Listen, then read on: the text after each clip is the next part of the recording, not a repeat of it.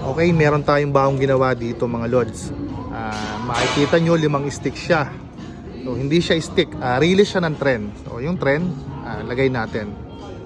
Okay, so yun ang tren, ayusin natin. Yan. So sa unahan ng tren, merong malaking puno na nakaharang. Bumagsak siya kasi malakas yung bagyo ng mga oras na yan. So ang tanong, bakit daw huminto yung tren? So tingnan natin kung may makakasagot mga lods. Di ba? So ayan, merong bumagsak na puno. Bakit daw huminto yung tren? O biglang huminto yung tren, bakit daw? Okay, kaya mo yan.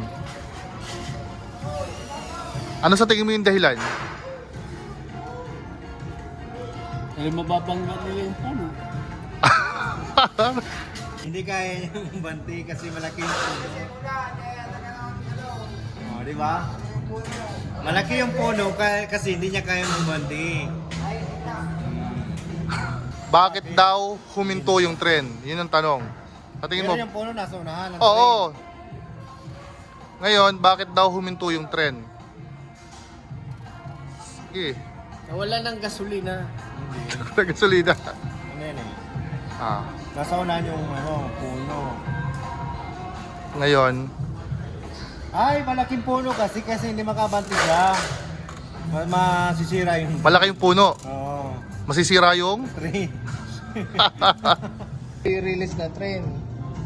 Ngayon, nung araw na yan, malakas yung bagyo.